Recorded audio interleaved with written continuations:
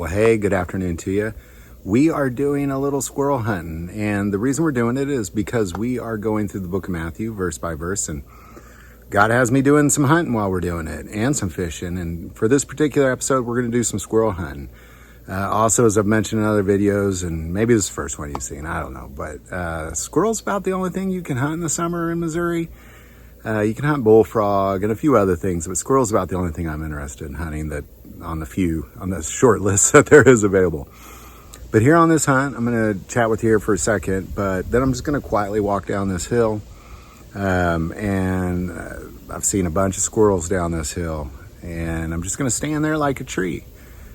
For about an hour or so, I've found if they're going to come out, they're going to come out pretty quick. Also, I'm using my 452 Ultralux with iron sights only. I didn't have any luck last time. I saw a squirrel, but I missed it using this rifle. Obviously, the rifle's incredibly accurate. That was my bad, but really I haven't trained. Well, I have now, but before then I had not trained with the iron sights for a while.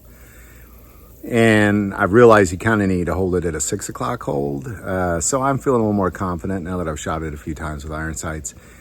And we'll see how we do with it. But I also want to share with you that it's hard to film. Like, I have a camera for a scope, but for iron sights, I've ordered these glasses that have a little camera on them. That way you can kind of see what I'm up to. And my wife makes fun of me in these, but that's okay. But just so you know, this is kind of what I'm going to try to do as best I can, is at least get as much of this on film as I can. So I'm going to walk down here in a little bit, and then we're going to pick up on Matthew where we left off. Now, what I'm going to share with you about where we left off on Matthew is we're going through the genealogy. It's incredibly important, but we're at that moment in time where the kings of Judah are just really being controlled by Babylon and Nebuchadnezzar, and they're being led off into captivity. It's that moment in time. And it's really fascinating going through this genealogy, because we've seen kind of the evolution of the Israelites and the nation of Judah, kind of what they have gone through by following their kings more specifically, and really other people in that line as well. But more than ever before, now I understand why God did what he did. Like, it's because of what we're dealing with Jehoiachin right now, and he's only 8 years old when he becomes king, but his great-great-great-great-grandfather, and then his great-great-grandfather, and his great-grandfather, they all violated the temple. All of them. They essentially changed the temple to worship other gods, put other gods' names on the temple, when God said that's his house and only his name goes on it. So by the time Jehoiachin's grandfather comes around and is king, he is a righteous king, and he starts cleaning everything up and setting up temple worship again for the first time in maybe a century. And they come across an old book, and it's the book of the law. And when he reads it, he realizes, wow, we have violated a lot of these laws. So he repents, but a prophet tells him it's too late. Being ignorant of the law is no excuse for violating the law. And because you're righteous, we're going to let you live, and you're going to do pretty good. But as soon as you die, this captivity thing, it's coming. It's coming because of what they did to that temple. And now, all of a sudden, what you're going to get is Jehoiachin's father, who was wicked, and then he was led off into captivity, and now you have him who's 8 years old at this point, and Babylon puts him in charge. So we're going to pick that up after the hunt, and I'm going to head on down this mountain now, and we'll see you on the other side of the hunt.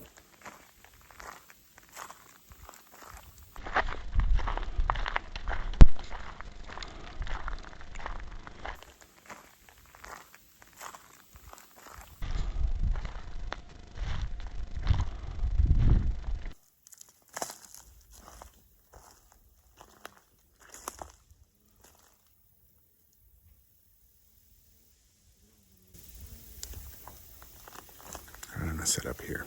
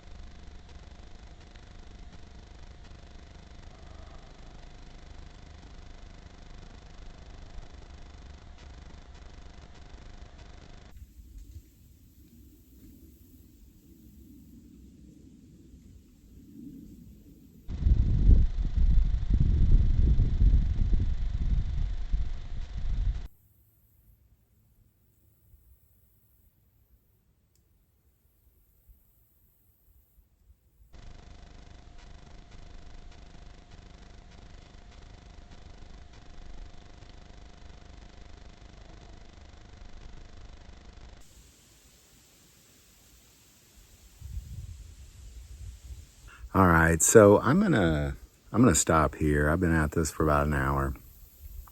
I haven't heard a single thing other than I hear things falling out of the trees like walnuts and stuff. Actually, that's the first bird I've heard right there. And I kind of want to make note here, and I've said this in other videos, is I believe that nature, I believe it is drawn to the Word of God. The more I read the Word of God, the more it draws it in. So I have a rule that if something that I'm hunting comes out while I'm preaching, that I won't shoot it. It seems wrong that something come out to hear the Word of God and then it gets blown away. So I don't know. It's my own little theory. It's my own little thing I got going. But where we are in the book of Matthew, we're going through it verse by verse, and we're at this place. It's the genealogy, and it's at the place of captivity, which is one of the two places that is marked by Matthew as being, you got, if we go to Matthew 1:17, it says, so all the generations from Abraham to David are 14 generations. From David until captivity in Babylon are 14 generations. And from the captivity in Babylon until the Christ are 14 generations. So we spent last time, because Jeconiah is kind of a confusing thing. It's really Jehoiachin is really the correct, I guess, English interpretation of it. But it actually, even in Greek, is even different. But people get confused on who Jehoiachin is or Jeconiah is because of that reason. But we're just going to pick it up kind of where we left off. They've been led off. His father, Jehoiakim, was led off into captivity, bronze and feathered, and they put Jehoiachin or Jeconiah, his son, in charge. The Babylonians did. And it says this in 12. And after they were brought to Babylon, Jeconiah begot Shealtiel. So Jeconiah is an interesting person because he's the son of Jehoiakim. And Jehoiakim, was a wicked king who was bronze and fettered and brought into captivity. So we're going to go to that place in 2 Chronicles where that has taken place. We'll go to 36:5. Jehoiakim was 25 years old when he became king, and he reigned 11 years in Jerusalem, and he did evil in the sight of the Lord his God. Nebuchadnezzar, king of Babylon, came up against him and bound him in bronze fetters to carry him off to Babylon. Nebuchadnezzar also carried off some of the articles from the house of the Lord to Babylon and put them in his temple at Babylon. Now the rest of the acts of Jehoiakim, the abominations which he did, and what was found against him, indeed they are written in the book of the kings of Israel and Judah. Then Jehoiachin, his son, reigned in his place. Jehoiachin was 8 years old when he became king, and he reigned in Jerusalem 3 months and 10 days. And he did evil in the sight of the Lord. At the turn of the year, King Nebuchadnezzar summoned him and took him to Babylon with the costly articles from the house of the Lord, and made Zedekiah, Joachim's brother, king over Judah and Jerusalem. So what you have here is Jehoiakim is king, really kind of a puppet king in Nebuchadnezzar. And then Nebuchadnezzar ultimately bronze and fetters him and takes him off and puts his son, his 8-year-old son, in charge for only a couple months. He reigned in Jerusalem 3 months and 10 days. That was not very long.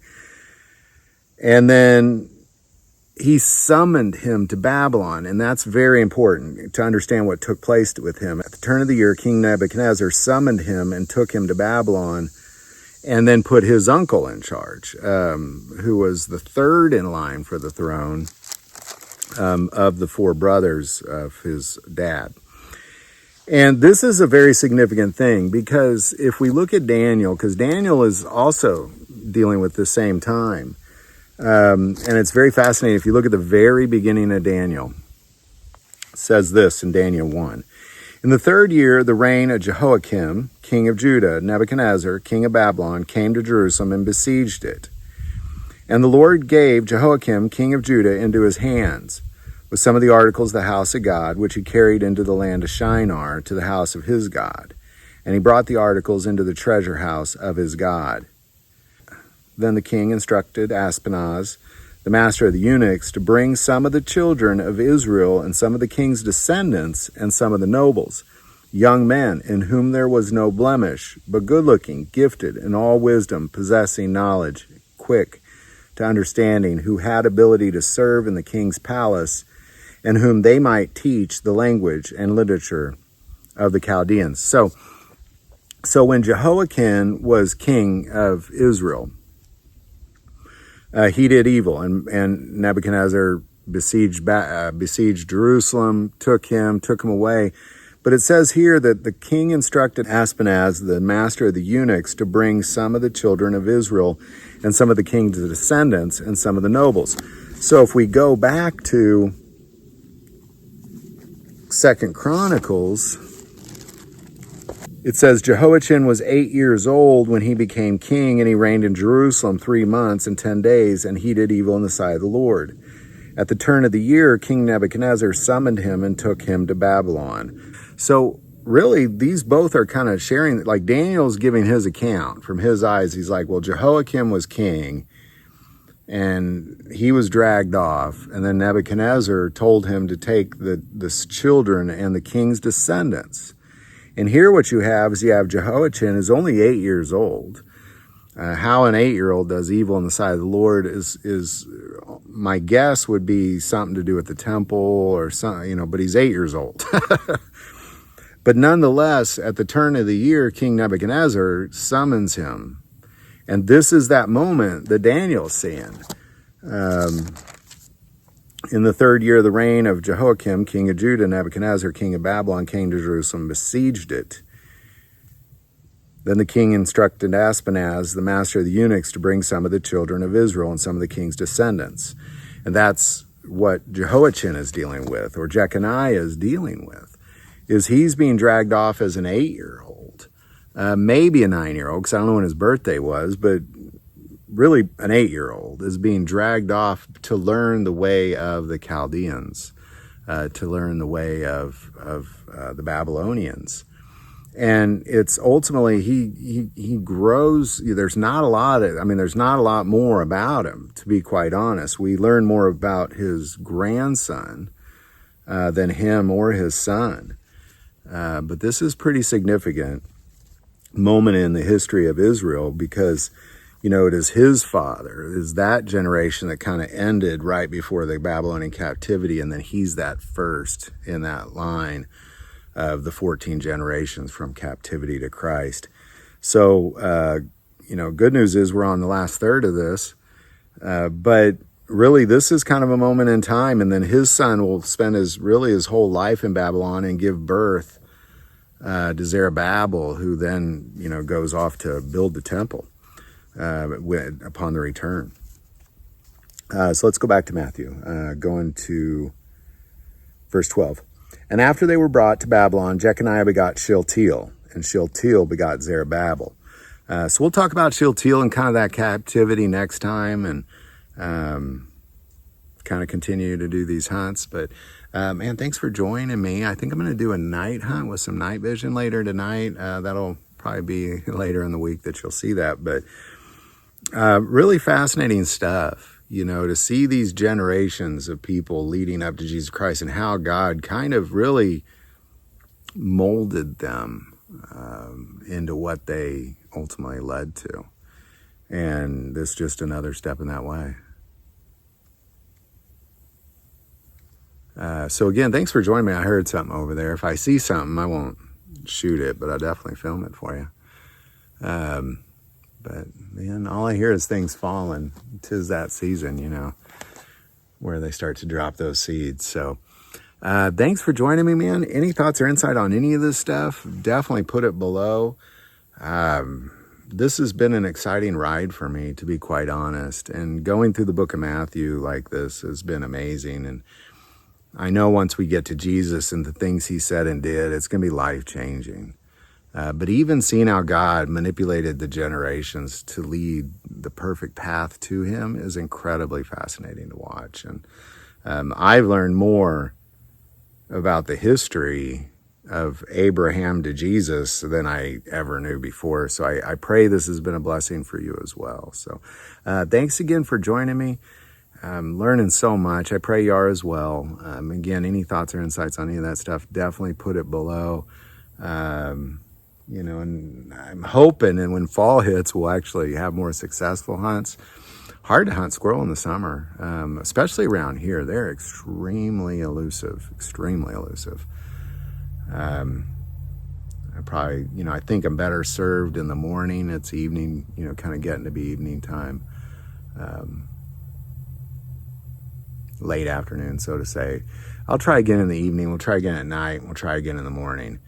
See how all those go. So again, thanks for joining me. Again, welcome to the book of Matthew, man. Welcome to hunting and fishing through Matthew, specifically because it's so important. We know his words are so incredibly important because the church, to many degrees, is ignorant to the teachings of Jesus. Well, how can we know exactly what it is he's trying to show us by being here? Well, you study it verse by verse. That's how.